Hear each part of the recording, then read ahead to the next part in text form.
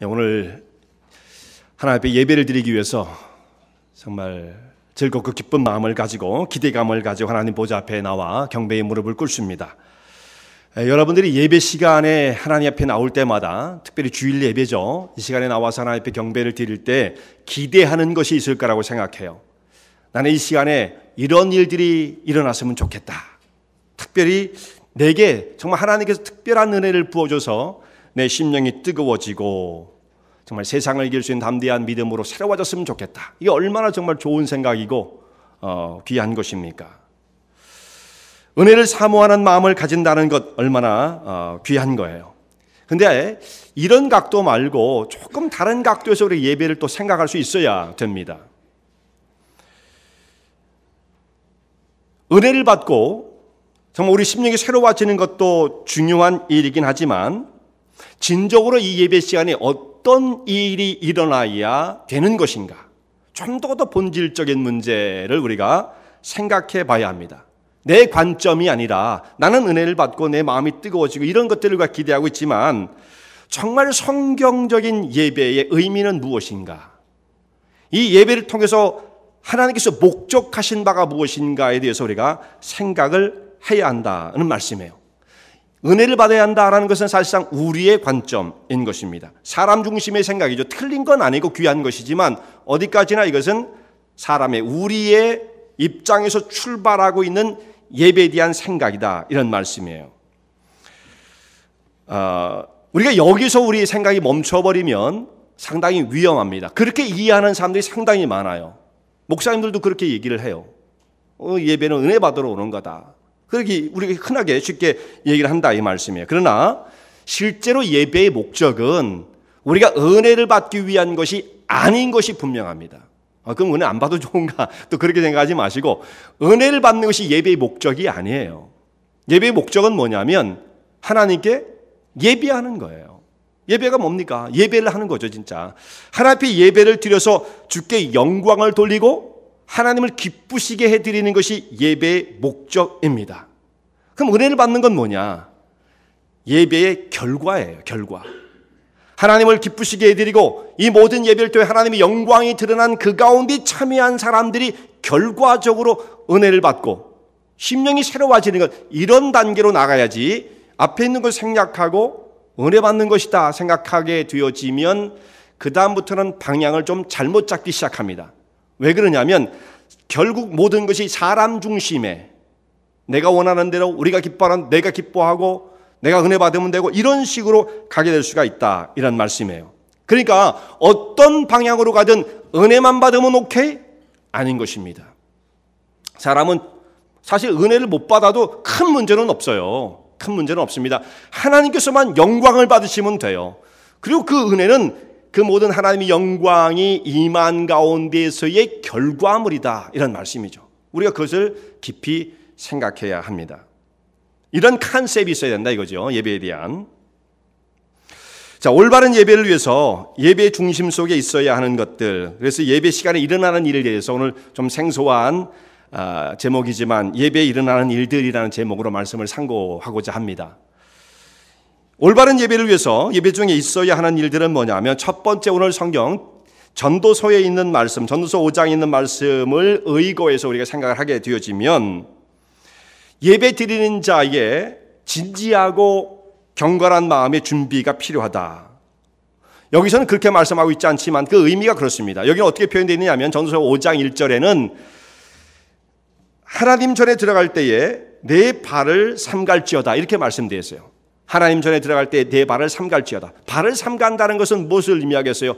조심한다는 뜻이거든요. 발을 삼간다, 내 발을 지켜라, 조심해라, 이런 뜻인데 어떤 행동의 어떤 조심성을 의미하는 것이고, 여기서 말씀하시고자 하는 것은 그 사람이 전능하신 하나님 앞에 나아가는 사람으로서 갖춰야 할 마음의 겸손한 자세, 특별히 두렵고 떨리는 마음, 이것을 가지고 하나님 앞에 나갈 것을 말씀하고 있어요. 첫 절에 그렇게 시작을 했고요. 오늘 본문의 5장 7절 마지막 부분에 봐도 어떻게 말씀되어 있느냐면 오직 너는 하나님을 경외할지니라, 이렇게 말씀되어 있죠. 처음과 마지막이 예배의 그 예배 드리는 성도의 마음의 중심 속에 항상 있어야 할 것이, 준비되어야 할 것은 하나님을 두려움으로 떨림으로 바라보는 준비되어진 마음, 이것이 예배자의 가장 기본적인 마인드다, 이런 뜻입니다. 첫 번째 그렇게 생각할 수가 있고요. 두 번째는 예배 중에 있어야 할 것이 뭐냐? 두 번은 말씀이 중심되는 예배여야 한다, 그런 뜻이에요. 말씀이 중심이 되는 예배여야 한다. 그래서 가까이 하여 말씀을 듣는 것이 우매자가 제사를 드리는 것, 우매자가 예물을 드리는 것보다 더 나으니라, 그렇게 성경에서 말씀을 하는데요. 자, 이 말씀이, 우리가 오늘 읽은 말씀이 구약 성경이잖아요. 구약 성경 전도서란 말이에요. 그럼 신약 성경이 기록되기 전 훨씬 전이거든요. 예수님께서 오셔서 이 땅에 사역을 하시기 전 훨씬 전에 전도서의 말씀에 이런 말씀이 기록되어 있다는 것은 상당히 놀라운 것입니다.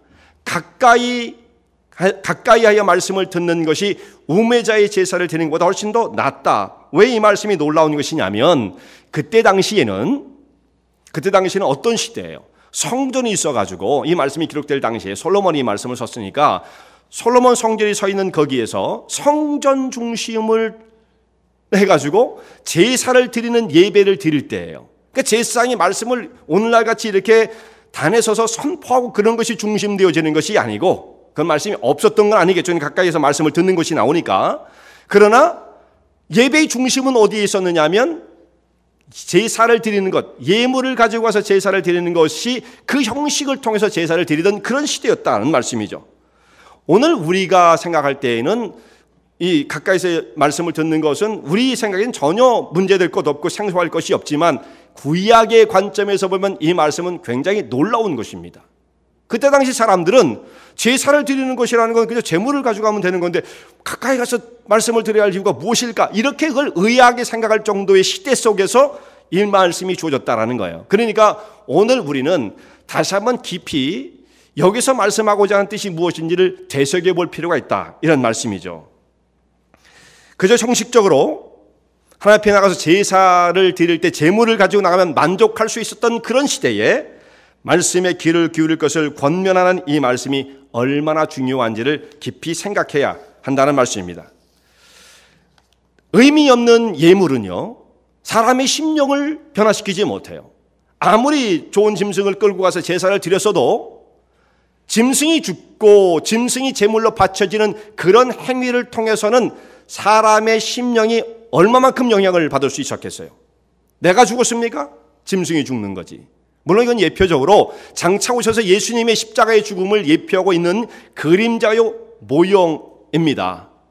그런데 그런 예배를 드리는 것을 통해서 성도들의 마음의 그 중심은 그다지 많은 변화가 나타나지 않았던 것입니다. 그러니까 오늘 여기서도 말씀을 통해서 심령이 변화가 나타나는 것, 그것이 아주 중요한 것이라는 것을 말씀하고 있는 거예요. 심령이 새로워지고 정말 우리의 마음의 중심이 하나님 앞에 드려지는 재물 같은 모습이 되어지지 못한다고 한다면 그러면 그 예배는 의미가 없다. 우매자의 제사를 드리는 것이나 마찬가지다. 이렇게 말씀을 하는 것입니다. 가까이서 말씀을 듣는 것, 이것은 물론 거리만의 의미는 아니죠. 그럼 여기에서도 가까이 계신 분도 있지만 조금 먼데 계신 분들도 계시잖아요. 먼데 계신 분 조금 더 노력을 하셔야 됩니다. 귀를 이렇게 더 기울이셔야 됩니다. 거리장으로 모르니까. 근데 이건 거리만을 의미하는 것이 아니고 얼만큼 하나님 말씀에 어텐션 할 수 있느냐, 이 문제예요. 그렇게 하나님 말씀을 가까이에서 귀를 기울여 듣게 되어지면 그때 역사가 나타나요. 그 사람이 한 건 뭐냐면 자기 심령을 귀를 기울여서 말씀에 집중하는 그 정도를 했는데 그 결과는 심령 속에 변화가 나타나기 시작합니다. 왜 그러냐면 하나님 말씀은 권세와 능력이 있거든요. 그 말씀을 진지하게 듣는 가운데 영혼의 변화가 나타나는 거예요. 짐승 잡는 것 같고는 변화가 나타나질 않아요. 그러나 그 말씀의 중심에 귀를 기울이게 되어지면 하나님 말씀이 우리 심령 속에 들어와 역사하기 시작하고 마음의 중심이 변화되기 시작합니다. 로마서 10장 17절에는 이런 말씀이 있죠. 그러므로 믿음은 들음에서 나며 들음은 그리스도의 말씀으로 말미암느니라. 믿음은 하나님 말씀을 듣는 가운데 이루어지는 것인데, 물론 그 말씀이 진짜 복음이어야 돼요. 진짜 복음의 진리의 말씀을 듣게 되어지면 심령 속에 믿음이 쌓이고 영혼의 변화가 나타난다, 이런 말씀입니다. 그런데 신앙생활에 변화를 경험하지 못하는 사람들은 어떤 이유냐? 말씀에 대한 집중력이 부족한 경우가 대부분이에요. 말씀에 대한 집중력이 부족하면 그러면 이제 거기에 집중하지 못하는 분들은 여기에 우리가 예배를 드리러 그런 목적을 가지고 와서 이제 우리 예배를 드리지 않습니까? 근데 그 1시간, 1시간 조금 넘는 그 시간 동안에 우리가 하나님 말씀에 집중할 수 없다고 한다면 나머지 자유롭게 살아가는 우리 일주일간의 삶을 하나님께 포커스를 맞추고 산다는 것은 impossible한 거죠. 상식적으로 봐도. 그렇지 않겠습니까? 우리가 약속을 하고 다짐을 하고 모인 그 시간에도 내 마음이 하나님만 집중할 수 없다고 한다면 나머지 내가 자유롭게 살아가는 일주일간 거기서 하루하루 순간순간 정말 결단하고 분별을 하고 하나님의 뜻을 따라 살아가는 그 주어진 시간들을 하나님의 뜻을 따라 집중한다는 것은 불가능한 거죠. 그러니까 여기에서 우리의 예배 드리는 삶의 모습은 그 이후의 삶을 결정짓는 것이 되어지는 것입니다. 내가 어떤 자세로 어떤 마음으로 하나님 말씀을 듣고 있는가 굉장히 중요한 문제인 것입니다.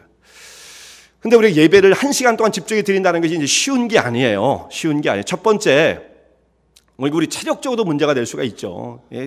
기르게 듣는다는 게 상당한 어떤 힘을 소진하는 거거든요. 그러니까 여러분 지금 힘을 쓰고 있는 겁니다. 힘을 쓰셔야 돼요. 그렇게 힘을 쏟는 것입니다. 또 한 가지 요즘에는 문제가 뭐냐? 요즘에는 전화기의 문제가 아주 심각해요. 스마트폰. 이거 만드는 사람들이 있는데 저희들도 다 쓰죠. 이 스마트폰이 이렇게 우리의 은혜의 삶을 굉장히 방해하죠. 그래서 제가 생각을 해보니까 이 스마트폰을 어떻게 별명을 지어야 할까 했더니 이게 anti-grace device예요. 이게 은혜를 차단시키는 이 스마트폰이 아니라 기계는 스마트한데 사람을 어리석게 만듭니다. 이게 더미폰이에요. 사실상 사람을 바보 만드는 폰. 그래서 이걸 계속 쓰다 보면 사람이 굉장히 단순해지고요. 생각을 깊이 하지 않게 되어지는 이런 일 가운데 우리가 빠지게 되어집니다. 여러분이 이제 그 식당 같은 데 가서 미국 레스토랑 가든지 뭐 어디를 가든지 가서 보면은 사람들이 한 가족이 와가지고 이렇게 한 테이블에 앉아 있는 걸 이렇게 보면 다는 아니어도 많은 가정이요. 엄마, 아빠, 애들까지 오잖아요. 네 사람이 동시에 딱 앉자마자 조금 있으면 주머니에 스마트폰 꺼내는 집이 있어요. 동시에. 그래가지고 주문하기 전에도 그 먼저 보고 웨이트레스가 왔어도 보지도 않고 그것만 보고 있는 사람들도 있고요. 또 주문 끝나고 나면 그때부터 또 이걸 보고 있고. 그런 사람들이 얼마나 많은지 모릅니다. 그러니까 가족이 앉아서도 대화가 안 되는 거예요. 그러니까 가족이 대화할 때도 어떤 식으로 하냐면 그냥 여기서 문자를 날리는 거예요. 그냥. 여기서 저 사람한테 말하기 싫고 여기서 문자를 보내면 근데 그 문자의 내용이 뭐냐? 뭐 사랑하는 어머님 뭐 이런 거 그런 문자를 보내는 게 아니라 그 문자의 내용들은 대부분 어떻게 돼 있어요? 크크크푸푸푸흐흐 이런 식으로 되더라고. 예? 그러니까 뭐 다 줄임말로 키역만 3개 쓰고 히읗만 3개 쓰고 푸푸푸 그러니까 얼마나 사람들이 서로 주고받는 내용이 정말 드라이해졌는가. 숫자에 그 디지털화되어 있는 문자 몇 가지를 주고받으며 사람이 교제한다는 것을 생각하면 얼마나 사람과 사람 사이의 교제가 건조해진 것입니까? 부모와 자식 간의 관계도 그렇고 이렇게 이 스마트폰이 우리 사람의 관계를 굉장히 단절시키는 이 주범이 되어진다 이런 말씀이에요.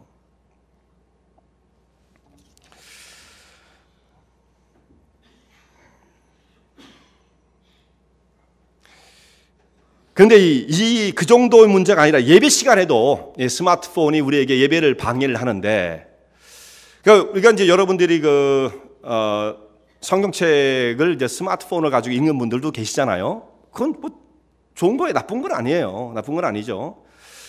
근데 예배 시간에 이제 그걸 보고 계시는 분도 계시고, 뭐 그런 분들이 있다고 좀 봐요. 그래도 그걸 뭐 그때는 얼라우 해야 되지 않겠느냐. 지금 디지털 시대인데, 그것까지는 좋아요. 그런데 거기 보다 보면 이게 문자가 들어와요, 문자가. 문자가 뭐 대단한 정말 심오한 문자의 내용이 들어오는 것도 아니고 맨 이런 것만 들어오는데 그래도 그걸 보고 싶은 충동이 있단 말이에요. 그래서 어떤 분은 이 스마트폰을 안 꺼내는 분도 주머니에 넣고 있다가 뭐 진동이 나면 이게 뭐가 왔을까 꼭 보고 싶은 생각이 있어가지고 그걸 꺼내서 보게끔 되어지는데 그러니까 그렇게 되어지면 결국은 집중하기가 참 어렵게 되어지죠. 그래서 이 스마트폰이 사람과 사람 사이의 단절을 가져올 뿐만 아니라 이게 친밀한 교제, 인격적 교제를 방해하는 거예요. 굉장히 사람을 들어하게 만들죠. 그리고 하나님과의 그 영적인 관계도 예배 시간이 굉장히 디스트랙트하게 만드는 그런 역할을 하고 있습니다. 그래서 일부 예배 시간에는 제가 이 말씀을 드리는데 별로 이렇게 스마트폰에 대한 문제는 없지만 2부 시간에는 간혹 일부 그런 분들이 좀 있어요. 일부. 그러지 마시고 여기를 보시기 바랍니다. 여기를 보세요. 스마트폰 다 내려놓으시고 끄세요. 이걸. 자, 하나님, 사람과 사람 사이에 인격적 관계를 잘 이루지 못하는 사람이, 지난주도 그런 말씀을 드렸습니다. 그런 사람이 하나님과 인격적인 관계를 맺을 수 있겠는가? 그럼 불가능하다 말씀을 드렸어요. 보이는 사람과 사람 사이의 관계도 잘 맺지 못하는데 보이지 않는 하나님과의 그런 관계가 정상적이고 그렇게 긴밀한 관계를 맺을 수 있다는 것은 그건 말이 안 되는 것입니다. 사람과 사람 사이에 그런 교제를 잘 해본 사람이 이것을 영적으로 좀 전환시키면 하나님하고도 그런 관계를 맺을 수가 있는 거예요. 그런데 사람이 디지털로 모든 것을 몇 장의 그 짤막한 그 문자로 주고받았던 사람들은 하나님 앞에도 어떻게 기도를 하고 싶으냐면 그냥 문자로 한 2자 날리면 이것으로 하루의 기도를 끝내면 좋겠다는 생각이 들지 않겠어요? 하나님, 하나님도 안 썼을 거예요.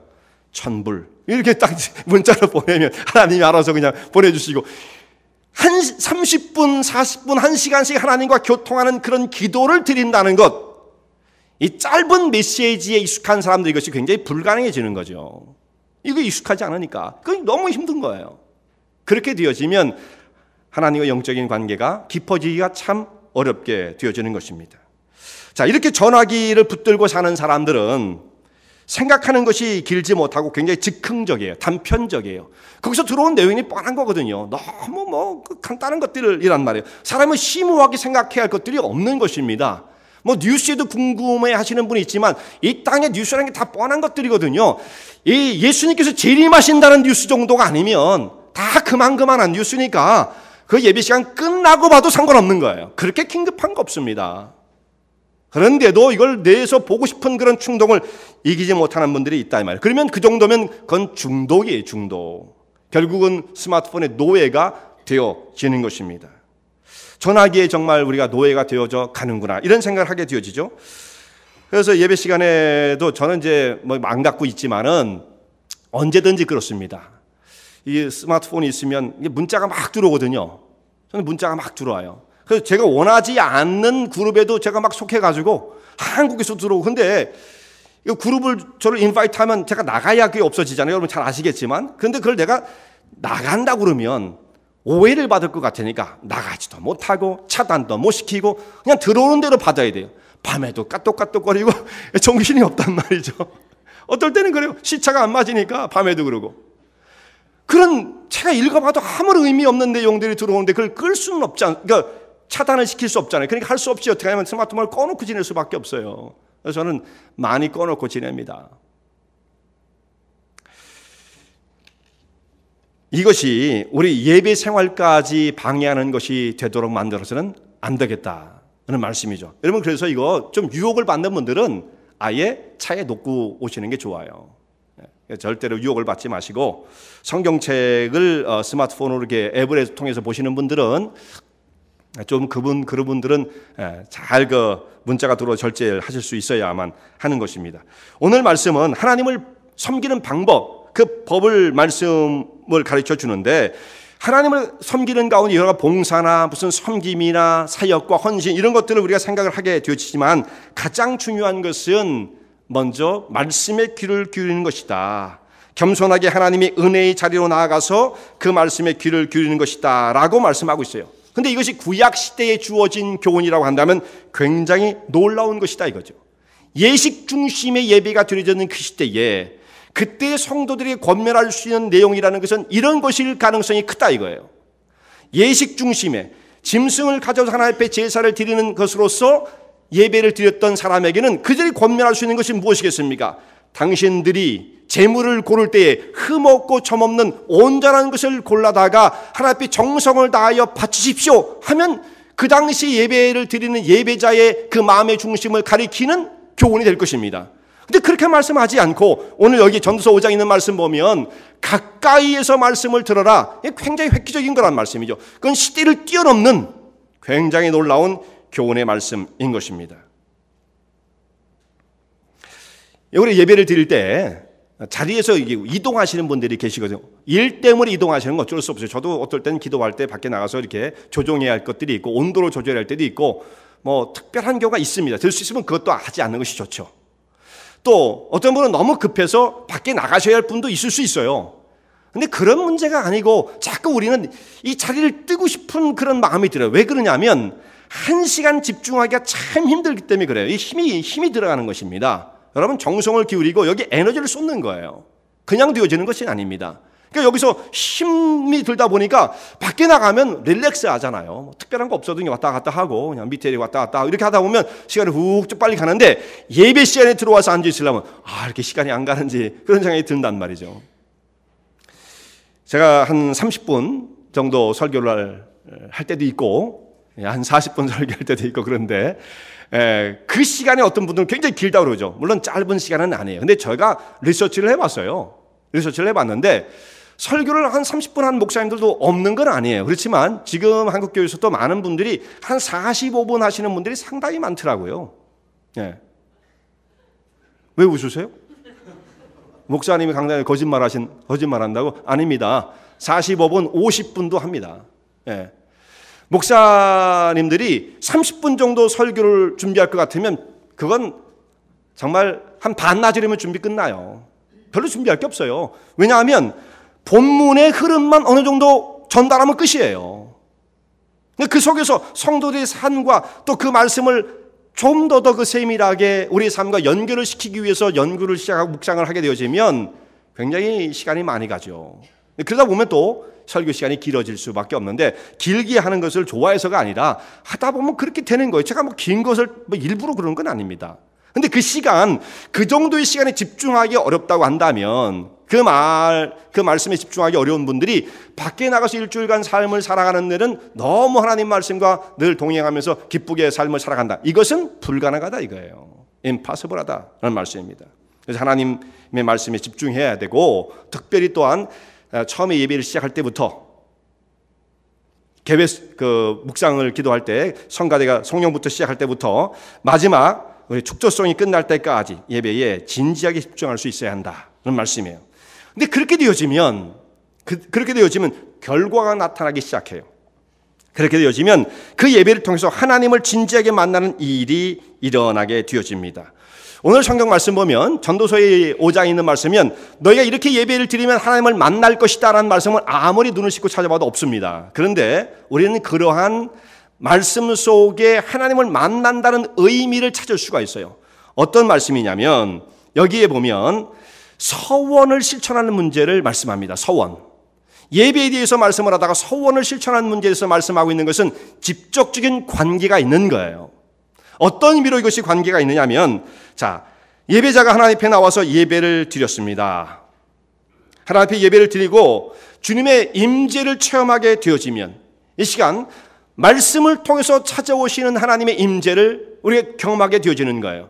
말씀이 육신이 되어 우리 가운데 거하심에 라고 정말 육신을 입으신 예수님의 그 역사처럼 오늘날에도 선포되어지는 말씀을 통하여 말씀을 세 가지로 나눈 신학자가 있는데 칼 발트가요. 세 가지의 모습으로 기록되어진 말씀 또 나타나신 말씀 예수님께서 이 땅에 오신 육신을 입으신 그 말씀 그리고 선포되어진 말씀이에요. 오늘 시대도 이렇게 선포되어진 말씀을 통해서 우리를 찾아오시는 하나님의 임재를 경험하게 되어지는 거예요. 그럼 하나님을 만나잖아요. 이 사람이 심령 속에. 그러면 하나님을 뜨겁게 만난 사람들의 심령이 하나님께서 어떻게 말씀을 드리겠습니까? 하나님 오늘 저에게 이런 마음을 주시고 뜨거움을 주셨으니까 감사합니다 하고 끝납니까? 아니면 하나님 안녕하세요 이 정도 하고 그냥 돌아가겠습니까? 하나님을 만난 사람은 하나님에 대한 리스폰스 응답이 반드시 이루어지게끔 되어 있습니다. 어떻게 응답할 것이냐? 내 앞에 찾아오신 하나님의 선하신 뜻과 계획이 무엇인지 그 사람이 관심을 갖지 않겠습니까? 당연히 그래야죠. 그냥 찾아오셨어요? 그냥 만나시고 그냥 가시는 겁니까? 그게 아니라 정말 하나님의 뜻과 섭리를 가지고 오늘 우리를 한 사람 한 사람을 찾아오셔서 그 사람에 맞는 정말 그 사람을 통해 이루시고 원하시는 하나님의 선한 계획을 가지고 찾아오셔서 하나님의 뜻을 이렇게 전달을 하시는데 그것을 체험한 사람이 어떻게 응답하겠습니까? 하나님의 뜻을 따라 저는 이렇게 살겠습니다 라고 말씀을 드리는 것이 서원이에요. 서원. 여기 서원의 문제가 나오죠. 서원을 하였거든 반드시 이행하라, 이런 말씀이 계속 나옵니다. 이것은 서원을 하고 이행하지 않은 자는 차라리 서원을 하지 않는 것이 낫다, 이런 말씀이 나오지만, 서원에 대한 긴 말씀이 나오죠. 서원을 하지 말라는 게 아닙니다. 서원을 안 하면, 여러분 잘 생각하셔야 됩니다. 신앙생활 속에 서원이 없잖아요. 그럼 그 사람의 신앙이 진보가 없어요. 진보가. 왜냐하면 예배 시간에 자기는 뜨겁게 하나님의 은혜를 체험했다 할지라도 그렇게 하고 그냥 돌아가는 거예요. 그 다음에 뭔데요? 하나님을 만나서 어떻게 됐다는 거예요? 어떻게 됐다? 그게 없다는 말씀이죠. 하나님을 만난 사람은 거기에 상응하는, 거기에 적합한 하나님을 향한 응답이 이루어져야 되는 거죠. 그게 서원이에요. 하나님께서 이런 뜻을 갖고 계신다면 저는 앞으로 이제 이렇게 살기를 원합니다. 주의 뜻을 실천하며 이 일을 이행해 나가길 원합니다 라고 말씀을 드리는 것이 서원의 단계입니다. 그리고 예배가 끝나면 그 사람이 이제 정말 그 서원한 것을 붙잡고 한 주간의 삶을 살아가는 거죠. 그러면서 열매를 맺는 거예요. 자, 이런 사람의 삶이 얼마나 능력이 넘치겠어요. 이 단계가 없다고 한다면 우리는 예배 시간에 찾아왔다가 그냥 가는 거예요. 하나님을 만났어도 의미 없는 거예요. 그 다음은 나하고는 상관없으니까. 저는 여기에 와서 그저 필요한 시간에 잠깐 앉아있다 참석하고 가는 것뿐이지 그 이후의 삶에 하나님과의 교통은 이건 생각하지 않는 것입니다. 그럼 그 예배가 무슨 의미가 있겠습니까? 영적인 성장, 진보, 열매가 맺어지지 않는 것들은 바로 우리의 삶 가운데 서원이 부족하기 때문입니다. 하나님을 뜨겁게 만났어도 그 이후에 하나님 앞에 어떻게 응답할 것인가에 대한 부분이 너무 지금은 약화되었다는 말씀이에요. 이 말씀을 잘못 해석하는 거예요. 그러니까 뭐냐면 서원을 이행할 수 없거든 서원하지 말아라. 이 말씀은 서원하지 말라는 뜻이 아니에요. 반드시 수행하라는 뜻입니다. 서원을 하지 않으면 신앙에 챌린지가 없어요. 뭐 하실 건데요? 이게 참 중요한 문제예요. 일주일간 우리 어떻게 살 건데요? 예배 시간에 뜨겁게 임하신 하나님의 은혜를 경험하고 난 다음에 그 다음에 그 성도는 어떤 삶을 살아갈 것인가에 대한 응답이 소원이라 이 말씀이죠. 그리고 이제 그것을 성실하게 이루는 거죠. 그러면 그 사람의 삶의 모습이 얼마나 능력이 넘쳐나겠습니까? 예배자와 하나님과의 만남이 이루어지면 그 다음에 이 사람이 응답을 하게 되어지고 그것은 서원의 형태로 나타나고 그 서원을 성실하게 이루어가는 삶이 성도의 하루하루 일상생활 속에 이루어 진행되어진다고 한다면 얼마나 능력 넘치는 삶이 되어지겠습니까? 이게 바로 우리의 신앙생활이에요. 근데 우리 그렇게 이해하지 않죠? 일주일 동안 세상에 열심히 우리가 원하는 대로 세상의 삶을 살다가 일주일 와서 보고하고 가면 된다 이렇게 생각하는 경우들이 있는데 그렇기 때문에 능력이 나타나지 않는다 그런 말씀이에요. 마지막으로는 예배가 하나님 앞에 드려지는 진정한 예배가 되어지면 한 가지 더 우리가 생각할 수 있는 것이 예배 가운데 치유가 일어나게 되어집니다. 치유. 참 우리 사람이 이 땅에 살면서 상처와 아픔을 안 갖고 있는 사람이 없어요. 아픔이 있고 답답함이 있고 이것은 육체를 가지고 이 땅에 거하는 한 이 세상을 떠나기 전까지는 그 굴레를 벗어나 주시는 사람은 아무도 없습니다. 다 힘들고 고통스러운 거예요. 지난주에는 육신적으로 고통을 당했던 분들이 얼마나 많은지 몰라요. 감기, 몸살, 교회 못 오신 분들이 많잖아요. 지금요. 성가대도 못 쓰신 분들 많고 감기, 몸살. 육신에게도 그런 것들이 찾아와서 고통을 주지 않습니까? 육신적인 것은 몸이 아프니까 그건 또 나으면 또 금방 또 회복될 수 있습니다만 이 마음에 우리가 겪고 있는 고통과 환난들의 이 짐들은 정말 괴로운 것입니다. 근데 이것이 어떤 사람은 경제적인 문제를 가지고 어떤 사람은 이 사회 속에서 정말 사람들과 인간관계 속에서 혹은 가정의 어떤 그런 문제로 자기 힘으로 해결할 수 없는 이 문제를 가지고 고통을 당하는 사람들이 얼마나 많은지 알 수가 없어요. 다 그런 겁니다. 그래서 인생이 72여 강간하면 80이라도 연수의 자랑은 뭐예요? 수고와 슬픔뿐이다. 아무리 우리가 장수를 한다 할지라도 그 연수의 자랑이 수고와 슬픔뿐인 이 땅의 삶이에요. 그런데 그것도 어떻게 가느냐? 우리가 신속히 가니 날아가나이다. 그런 삶을 살아가는 사람들이 무거운 짐이 없고 고통과 한숨이 없는 사람이 어디 있겠습니까? 다 그런 문제를 끌어안고 사는 것입니다. 그런데 예배 시간 가운데 와서 하나님의 임재를 경험하는 사람들은 이걸 통해서 심령이 새롭게 변화가 되어지는 것입니다. 치유가 이루어져요. 여기에 가장 중요한 성경 본문이 요한복음 4장에 있는 말씀이에요. 수가성의 사마리아 여인을 우리가 잘 알고 있지 않습니까? 예수님께서 그 여인을 만나시기 위해서 일부러 수가성 사마리아 그 여인을 찾아가십니다, 사실.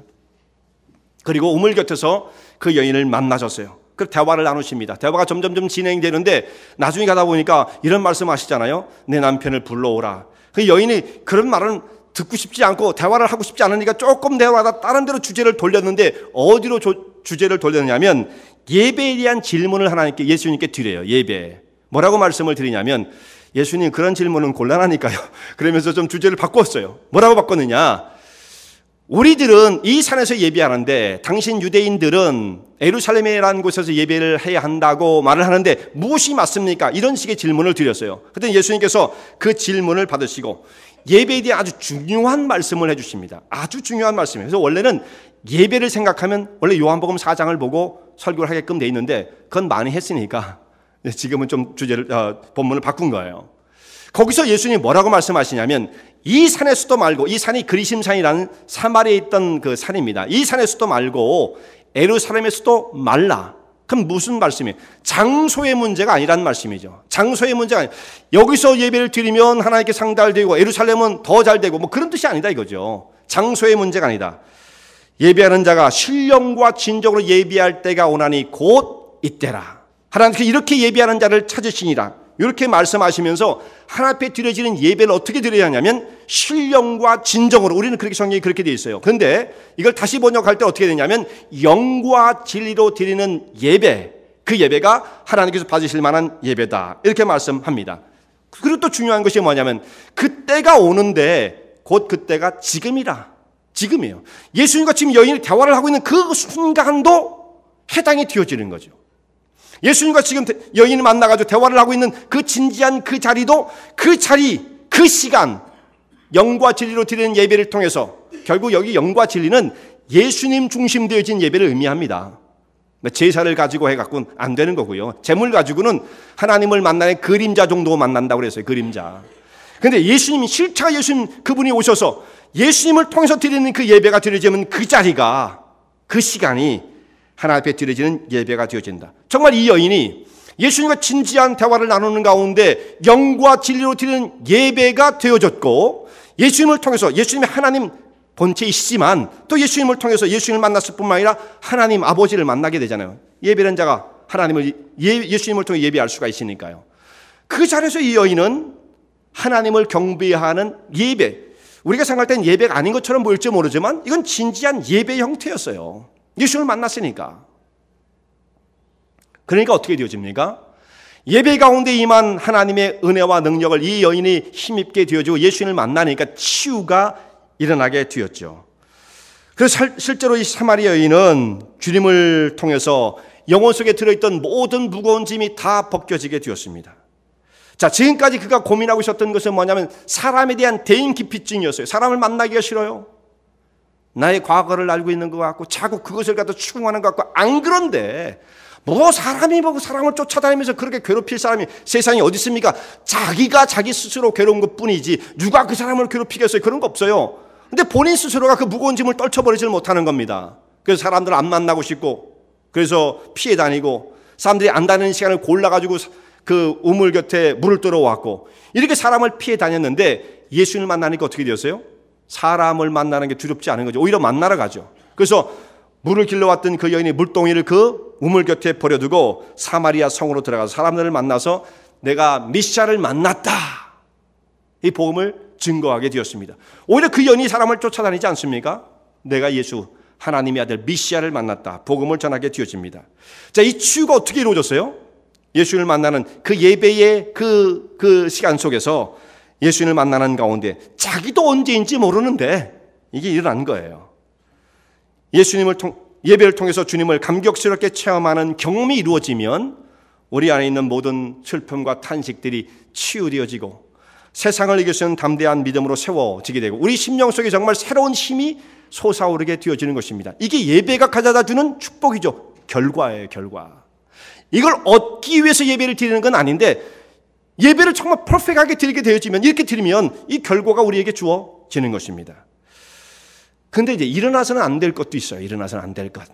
예배 중에 일어난 일들이 여러 가지인데 앞에 있는 것들은 일어나야 되고요. 일어나서는 안 되는 것들이 있습니다. 짧게 한두 가지만 말씀을 드리고 설교를 마치고자 합니다. 첫 번째는 뭐냐면 마음의 중심이 담겨있지 않은 형식적인 예배가 이루어지면 안 되는 거예요. 성경이 오늘 말씀하고 있는 바죠. 전도서 5장에 있는 말씀 보면 여기에 가까이에서 말씀을 듣는 것이 우매자가 제사를 드리는 것보다 나으니라. 그러니까 우매자는 어떻게 제사를 드렸어요? 우매자는 그냥 제사 제물을 갖고 와서 제사장이 갖다 주면 제사장은 다 알아서 처리를 다 하고 자기는 옆에 서 있으면 되는 것이고 거기 예배 옆에서 지켜보는 정도로서 예배가 끝났던 것입니다. 형식적으로 참여한 데 큰 의미를 가지고 있었죠. 제물을 가지고 왔다. 그가 예배에 빠지지 않았는가? 이 정도예요. 물론 오늘 시대에도 예배에 빠지지 않고 참여하는 것은 대단히 중요한 문제고 이것은 결코 쉬운 문제가 아니에요. 그게 얼마나 대단한 건데 지금 형식이니 뭐니 그걸 따질 겨를이 어디 있습니까? 여기 오기만 한 것도 얼마나 대단해요. 물론 그런 분들이 있을 거예요. 여기 오신 것만으로도 대단한 분들은 정말 칭찬을 해드리고 싶어요. 그분들은 정말 대단히 훌륭한 분들입니다. 오시는 게 힘든 건데 그런데 오시는 것이 힘들었다고 해서 우리가 20년, 30년 평생을 이렇게 오는 것에 목적을 두고 예배를 드릴 수는 없는 거죠. 그렇죠? 그런 분들도 있어요. 분명히. 처음에는 오지는 와야 될 거 아니에요. 그런 분들은 여기에 해당이 안 돼. 그분들은 정말 잘하신 거예요. 그렇게 계속 오십시오. 그렇게 예배를 드리다가 점점 은혜의 세계로 나가게 되어지면 그분들이 이제 어떻게 되느냐면 형식적인 예배, 오는 것에 목적을 둔 예배가 되어서는 결코 안 되는 것입니다. 이런 예배는 하나님께서 어떻게 말씀하시냐면 우매자가 드리는 예배이다. 의미가 없다. 생명이 없다. 처음에 초신자는 괜찮아요. 그건 우매자가 아니에요. 열심히 있는 신앙의 성도의 삶일 수가 있어요. 초신자에게는. 그러나 우리 한평생 예수님을 믿고 바라보는 성도들이 이 예배에 머무르게 되어지면 그 사람은 어리석은 예배를, 의미 없는 예배를 드리고 있는 것입니다. 본인에게 어떻게 해당될지는 본인이 아실 거예요. 또 한 가지, 예배 가운데 일어나서는 안 될 것이 경솔한 말과 행동입니다. 경솔한 말. 우리의 온 마음과 정성을 하나님을 향해서 집중시키지 못하게 되어지면 그렇게 마음의 중심을 가지고 두려움과 떨림으로 경건한 마음으로 주님 앞에 예배를 드려야 되는데 그렇지 못하면 후속 그 다음에 일어나는 문제들이 심각해집니다. 오늘 하나님께서 뭐라고 말씀하시냐면 이 성경을 통해서 함부로 입을 열지 말아라. 왜냐하면 너희는 땅에 있고 하나님은 하늘에 계십니다. 사람이 자기의 어떤 그 상태를 잘 알지 못하고 그냥 이렇게 즉흥적으로 말을 하고 인간적으로 이렇게 말을 하는 것들은 참 위험하다라는 말씀이에요. 하나님은 하늘에 계신 분이시다. 이 뜻이 무슨 뜻이냐면 자, 예배에 참여한 분들이 형식적이 됐건 아무 의미가 없는 상태가 됐든 준비가 안 됐건 어쨌든 예배 가운데 참여하게 되어지면 무언가를 들으실 수 있고요. 무언가를 느낄 수 있습니다. 그리고 어떤 분들은 정말 감동을 받을 수도 있어요. 아까도 말씀드렸지만 감동을 받았다고 해서 그 예배가 성공이냐? 아닌 가능성이 굉장히 많은 겁니다. 우리는 감동을 못 받아서도 하나님께서 영광을 받으시기만 하면 그것으로 that's it. 그 예배는 훌륭한 거예요. 근데 우리는 감동을 받았는데 하나님의 영광을 받지 못한 예배가 되었다. 인간 중심의 예배가 되었다. 그것은 의미가 없는 실패한 예배라는 말씀이죠. 그런데 혹시 그런 실패한 예배를 할지라도 사람들은 마음속에 감동을 느낄 수가 있는 거예요. 어떤 굉장히 흥분이 날 수가 있습니다. 야, 은혜 받았어. 오늘 정말 말씀이 너무 좋았어. 너무 어떤 분들은 너무 재밌었어. 막 이러고. 근데 그럴 수 있잖아요. 근데 그렇게 되어지면 그분들도 뭔가 응답을 하기 시작해요. 말씀을 드린단 말이에요. 하나님 뭐 이렇게 할 거예요. 저렇게 할 거예요. 그렇게 얘기할 수 있지 않습니까? 이것도 일종의 서원이 되어지는 거죠. 그런데 그 정도의 마음의 변화를 가지고 하나님 앞에 드린 이 서원들은 어떤 서원이겠습니까? 결코 지켜지지 않는 서원이죠. 자기가 뭐라고 했는지도 모르는 겁니다. 충동적이고 즉흥적인 서원을 드렸기 때문에 이것은 자기가 생각해도 가치가 없는 거예요. 그렇게 말해놓고 자기도 잊어버리는 거예요. 의미가 없는 것입니다. 이것이 반복되어지면 어떻게 되겠어요? 하나님 앞에서 하나님을 너무나 가볍게 취급하는 거죠. 하나님을 하나님으로 섬기는 것이 아닙니다. 너는 땅에 있고 하나님은 하늘에 계신다고 하는 이 말씀이 그 사람이 그걸 이해를 못하는, 하나님을 정말 두려움과 떨림으로 섬겨야 되는데 너무 자기의 기분대로 즉흥적으로 감정적으로 이렇게 하게 되어지면 문제를 낳게 되어지죠.